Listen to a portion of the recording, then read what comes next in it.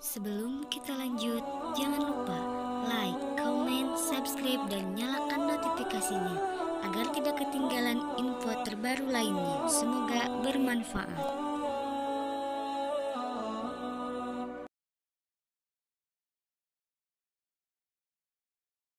Ini gimana saya mau jawab kalau dia kejang-kejang terus ini? Pertanyakan autentifikasi. Ya, silakan dijawab Bang Edis, silakan dijawab.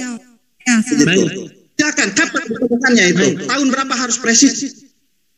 Baik, saya jawab. Terima kasih pertanyaannya, walaupun pertanyaan salah. Jadi kalau di dalam abjad Yunani itu bukan tertulis Jesus, tapi Yesus, ya. Yesus. Kalau pun ada menyebut Yesus itu kan berasal dari bahasa Inggris. Itu logat Inggris, ya, dan itu tidak menjadi soal. Itu diasumsikan oleh Bible King James. Anda harus tahu sejarahnya itu. King James. Bible King James gimana maksudnya? Nggak tahu. Anda ingin mempertentangkan terjemahan dengan terjemahan? Bukan terjemahan. Ya emang Anda kan tidak pernah punya original teksnya. Sejak kapan Anda punya original teksnya? Terjemahan King James itu terjemahan. Sejak kapan Anda punya? Orang Inggris tidak bisa bilang Orang Inggris tidak bisa bilang Yesus. Hanya orang Inggris menerjemahkannya Jesus. Kita tidak bisa bilang Yesus. Pertanyaan kualitas itu seharusnya saya justru ingin mempertanyakan klaimmu bahwa dalam Al-Quran tidak ada perubahan satu huruf pun. Kalau kamu baca kata jannah itu di dalam Al-Quran banyak orang bilang, ada yang bilang jannah, ada yang bilang jannat. Yang benar itu tak marbuto itu dia ta atau ha. Ini sebenarnya permasalahan ini itu adalah munculnya huruf tak marbuto, ya. Makanya tak marbuto itu bisa kalau ada titiknya dua dia dibaca ta, tapi kalau hilang dia jadi ha. Nah ini sebenarnya problem semacam ini bisa dijawab ketika kita mencari asal usul kata jannah. Nah kalau kita belajar mengenai akar kata, sebenarnya jannah ini bukan bahasa Arab, nggak ada bahasa Arab jannah itu nggak pernah ada. Nah, itu sebenarnya berasal dari bahasa Ibrani, ya, berasal dari bahasa Ibrani. Yunani. Kalau dipotong terus saya out aja ya. Kalau dipotong terus saya out dulu. Oke, terima kasih. Lam itu sejak diturunkannya Al-Quran itu tidak berubah. Alifnya, lamnya, mimnya itu adalah satu jaminan janji Allah ketika Allah sendiri ya menjaga Al-Quran, autentifikasinya seperti apa, kemuliaannya seperti apa, begitu. Nah sekarang saya balik bertanya kepada Anda. Maaf, dipakai oleh udah ada Kang Dong, orangnya udah nggak ada, kabur. Oh kabur, biasa. Begitu. Aja mungkin kalau boleh saya minta izin Tisipana ya untuk silakan Anda narasikan sebagai pengilmuan kepada kami, kepada netizen, apa yang bisa Anda sampaikan, komentari apa dengan kejadian hari ini. Mungkin silakan nanti bergantian. Silakan Kang Dong dilanjut. Iya, jadi begini teman-teman sahabat-sahabat Muslim, mohon maaf ini saya menyimak ya Bunda cuma membahas Edis tentang membongkar rahasia Al-Quran seperti itu. Tidak ada yang perlu dibongkar ketika Edis itu kita tahu bahwa keilmuannya sudah kita ketahui, dia itu kan sangat mengada-ngada dan berasumsi, sementara kita sebagai umat Muslim sangat mengetahui begitu. Meskipun dengan ya saya pribadi gitu sampai sekarang masih mempelajari bagaimana keluhuran Al-Quran dan bagaimana para mufasir itu menerjemahkan, mentafsir Al-Quran itu sebagai hasanah, yaitu yang disebut Bunda Zuma begitu loh. Ketika terdapat banyak penafsiran, itulah kekayaan, ketinggian, keilmuan pewahyuan Al-Quran. Bahkan ketika ada Edis bertanya tentang alif lam mim itu artinya apa, ketika kita dapat pengetahuan itu hanya Allah saja yang mengetahui, ya kita samina wa ta'na. Tetapi saya mendapatkan kita mendapatkan tanda juga, dapat pembuktian juga. Apakah alif lam mim itu pernah tergantikan menjadi yang lain, menjadi huruf yang lain, menjadi alfabetikal dari bahasa yang lain? Tidak, karena inilah janji Allah seperti itu. Memang menjaga bahkan dari satu bacaan huruf per hurufnya pun begitu. Nah, ini tidak bisa diperbandingkan dengan seseorang yang ingin mengobrak-abrik Al-Quran, tetapi dia buta sendiri dengan kesejarahan, dengan betapa amburadul dan kacau balaunya kitab mereka, Bible mereka sendiri. Nah, ini seperti penjahat mencari teman begitu loh. Jadi orang nista mencari menista begitu. Nah, itulah mungkin yang saya bisa tanya. Cuman sayang Edis sudah kabur. Ya, baik. Bisa menjawab. Baik, terima kasih. Karena ini ada raise mungkin raise hand. Ini kesempatan bagi Kang Hadewa untuk memberikan keilmuan kepada kami dan kepada netizen tentunya dengan sekaligus mengomentari apa yang dibahas hari ini. Kang Dewa. Betul. Itu Kang Budak. Ada itu Surya. Kenapa Surya? Ini maaf saya mute dulu semua, ini ada yang noise siapa ya dari tadi ya? Ini Pak Muhammad Prince juga itu ditanya Muslim atau non Muslim, nggak mau jawab itu. Itu Muhammad itu Kristen Pak. Oten Muhammad Prince itu Oten. Yang admit terus ya? Itu Surya Cilegon Banten katanya itu mau menjawab. Kan silakan. Bang Anas noise Bang Anas. Ya silakan. Bismillah. Assalamualaikum warahmatullahi wabarakatuh.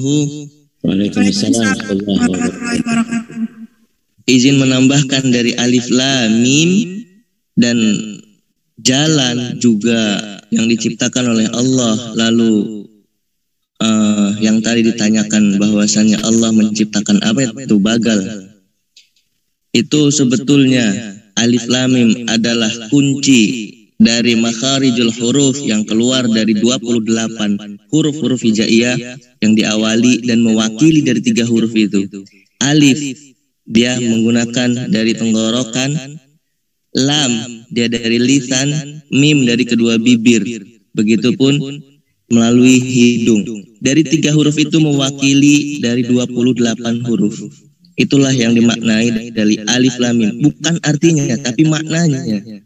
Yang harus dipahami orang-orang yang sok-sok mengerti Quran tapi tidak memahami apa itu alif-alifan, apa itu huruf hijaiyah. Nah, itu situ saya sangat disayangkan ya. Kalau memang ada yang mau membahas kupas tuntas Quran, mohon pada orang-orang yang ahli Quran juga. Begitupun bukan tafsirnya tapi maknanya. Lalu untuk torik, yaitu torikoh atau apa? Begitupun sirat. Siapa yang bilang sirat itu bukan dari akar bahasa? Harus dibedakan. Sirat dengan torikoh itu berbeda maknanya. Torik itu jalan melalui orang-orang yang seperti kita nih. Kita ini memiliki sirat sendiri. Itu arah atau menuju sesuatu. Tapi kalau torik itu jalan yang dilaluinya. Beda dengan sirat. Jadi harus dipahami dulu bahasa Arab itu banyak arti dan satu kata. Begitupun juga satu arti dan banyak makna gitu. Jadi jangan sampai orang yang membahas tentang Quran kepengetahuannya mentok di situ saja gitu. Itu mungkin yang saya tambahkan. Lalu adapun yang yang di surat An-Naml kalau nggak salah, An-Nahl atau An-Naml itu. Yang Allah menciptakan apa itu? Bagal. An-Naml di ayat 8. Allah menciptakan bagal. Bagal dan budak. Itu boleh di-share coba. Ini terjemahnya atau memang dari Qur'annya ini yang dibilang katanya salah cetak atau salah kalau yang saya sempat tangkap tadi itu katanya tidak ada kata ciptaan, padahal ada di situ di ayat sebelum ini. Yakhluqu, kalau nggak salah itu. Ya betul, wa yakhlu. Wa yakhlu itu kan ciptaan, menciptakan. Iya. Nah, kalau memang terjemah itu dibaca singkat saja dari terjemahnya, setiap manusia boleh menerjemahkan, itu boleh. Mau bismillahirrahmanirrahim diterjemahkan terserah, bebas, tapi ada pertanggungjawabannya. Jadi kalau memang mau mengartikan Al-Quran seutuhnya, belajarilah bahasa Arab dan kaidah-kaidahnya. Jangan sampai kita itu mempelajari Quran dari terjemah. Itu sangat-sangat dikhawatirkan, bakal ada pertanggungjawabnya. Padahal jelas-jelas Bismillahirrahmanirrahim. Allah itu maha sayang kepada seluruh makhluknya. Yang non-muslim, yang muslim, Allah itu sayang. Bahwasanya sejatinya nanti yang non-muslim, mohon maaf ini, kita akan disatukan di alam ruh nanti. Engkau semua akan dipertanggungjawabkan. Bagaimana aku menciptakanmu ruh melalui Islam, melaluiku, kata Allah nanti. Namun engkau di dunia mengingkariku. Itu yang akan bertanggungjawabkan. Jadi saya mohon untuk non-muslim, kembalilah ke jalan Allah. Sudah itu aja. Syukran katsir, jazakallah khair. Saya boleh tambahkan sedikit dari penyampaian Bang Surya, bolehkan moderator? Ya, silakan. Ya, itu apa yang dikatakan oleh Adis tadi, bahwa tampak jelas sekali ya, dia tidak ngerti bahasa Arab. Dia tadi membahas masalah bahasa Arab, ayat itu diambil dari bahasa Aramaik. Memang bahasa Arab, Aramaik, dan bahasa Ibrani itu satu rumpun. Banyak kata-kata yang mirip, satu rumpun, seperti Indonesia dan bahasa Melayu, Malaysia. Bukan dicuplik atau dinukil, bukan. Pertama itu. Kedua, dia banyak tidak mengerti ya. Dia torik itu artinya gugusan bintang, tapi kalau jalan itu torik. Jadi yang panjang i-nya torik. Tapi kalau torik itu gugusan bintang. Ya, jadi itu. Kedua, itu. Ketiga, jalan ini dalam bahasa Arab ada banyak. Ada tariq, ada sirat, ada sabil. Ya, sabil jamak subul. Satu itu. Itu yang. Jadi ini hadis ini saya setuju dengan Ustaz Zuma. Dia bilang orangnya muter-muter enggak ngerti tapi sok pinter. Dia membahas surat An-Nahl.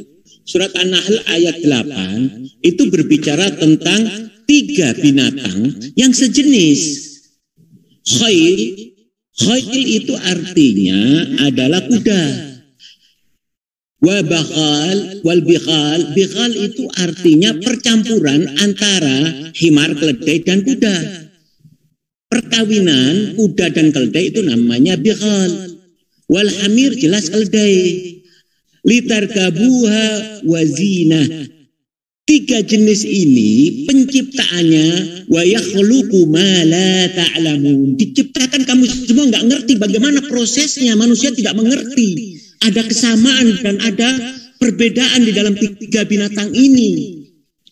Di sini bacanya terjemahan, bahasa Arab nggak bisa kok bahas Quran. Udah suruh tidur dulu dah di situ. Nanti kalau udah bangun suruh naik ke sini lagi. Ya, terima kasih Pak Ustadz. Saya pikir tadi bukan Pak Ustadz. Ya, terima kasih. Assalamualaikum warahmatullahi wabarakatuh. Ya, tadi ini di live chat ada yang ribut, katanya Bang Juma suruh menjawab pertanyaan Muhammad Prince yang tadi itu, katanya Bang Juma. Pertanyaan mengenai apa sih tadi dia yang ada mengenai surah apa sih itu tadi yang Muhammad Prince itu? Penomoran penomoran di Al-Quran, kenapa ada ayat-ayat tadi? Mungkin aja boleh saya ikut membimbing juga Uti ya. Kepada teman-teman Iwan Pilah, terutama mungkin para masyayikh di sini, silakan ikut menjawab atau menjelaskan kepada kami bagaimana cara penomoran itu terjadi atau pembentukan surat itu terjadi.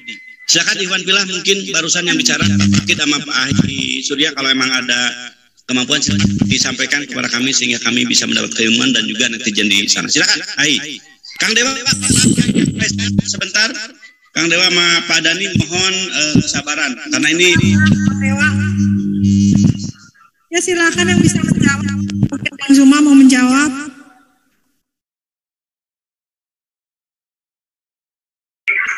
Boleh saya mencoba menjawab? Ya silakan Pak Dani. Jadi di saat 6 bulan sebelum wafatnya Rasulullah Sallallahu Alaihi Wasallam, itu kalau tidak salah itu sebelum bulan Rajab itu mereka atau para sahabat itu berkumpul untuk melakukan penulisan ayat-ayat suci Al-Quran, dimasukkan ke dalam suhuf ataupun mushaf Bisman. Suaranya kecil, Dani. Halo, bisa didengar? Ya. Jadi masalah penomoran itu memang tidak ada. Sampai sekarang kalau di original yang ada di Ka'bah itu, di dalam peti itu yang isinya Al-Quran, itu memang tidak ada penomoran, tetapi ada tanda bulatan.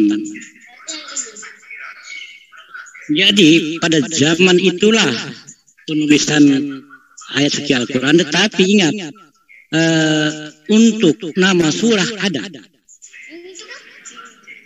Nama surah ada, cuman nomornya tidak ada. Kapan terjadinya ada penomoran? Itu di saat orang Yahudi yang bernama Munjid pada zaman kekhalifahan Utsman bin Affan, yang masuk Islam, dia seorang ahli bahasa yang mengerti dengan tulisan, maka dikenal dengan kitab Munjid ataupun kamus Munjid. Beliau inilah yang memberikan usulan kepada Utsman bin Affan untuk memberikan penomoran terhadap bulatan-bulatan itu. Nah, bulatan itu yang pertama, bulatannya disebutlah ayat yang pertama dan seterusnya. Itu di dalam segi tarikh Islam itu ada. Itu diceritakan bagaimana penomoran yang dilakukan oleh Munjid tadi, yang disampaikan, diusulkan kepada Utsman bin Affan. Itulah yang dikatakan oleh mereka, mengatakan dan tidak sedikit juga yang terpengaruh oleh umat Islam bahwasanya Al-Quran dibikin pada zaman Utsman. Itu yang terjadi. Dan umat Islam banyak yang terpengaruh itu. Nah, itulah yang kadang-kadang kita sayangkan juga, ada yang terpengaruh bahwasanya Al-Quran dibikin pada zaman kekhalifahan Utsman bin Affan. Padahal tidak. Penulisan Al-Quran, Mushaf Utsman itu terjadi 6 bulan sebelum wafatnya Rasulullah Sallallahu Alaihi Wasallam. Selesai penulisannya kapan? Maka ditulis, penulisan yang dilakukan oleh Zaid bin Sabit itu selesai yang namanya Nisfu Sa'ban. Itulah akhir penulisan pertama yang dilakukan oleh Zaid bin Sabit. Maka pada bulan suci Ramadan, mereka juga, para sahabat, para nabi, maksudnya Nabi Rasulullah SAW, itu juga mendengarkan bacaan-bacaan yang dituliskan oleh Zaid bin Sabit pada bulan suci Ramadan yang terakhir untuk baginda Rasulullah SAW. Karena apa? Setelah Rasulullah SAW haji wada 3 bulan kemudian kan dia wafat. Nah, itulah kalau kita ingin mengetahui historis tentang tulisan Al-Quran, kita memang tidak bisa berpatokan kepada Google, karena Google itu ada yang benar, tapi ada yang diseleweng. Makanya yang tepat itu kepada ulama yang memiliki original kitab hadis. Makanya tadi saya katakan kepada Edis selalu tumpul untuk membahas Al-Quran. Karena Al-Quran dan kitab Al-Quran itu berbeda. Sama dengan hadis. Hadis dengan kitab hadis itu berbeda. Kalau dia tidak bisa membedakan ini, kita juga menjadi repot. Sekali lagi, menurut yang saya dapatkan pengetahuan tentang penulisan Al-Quran, tentang Fathah, Dhammah, itu pada zaman Utsman bin Affan yang dilakukan oleh Munjid, orang Yahudi yang masuk Islam. Makanya terkenal sampai detik ini yang namanya kamus Munjid itu terkenal. Apalagi di kalangan pesantren pasti kenal itu. Terima kasih. Ya, silakan untuk Bang Mahadewa nih, dari tadi tangannya udah pegel naik terus.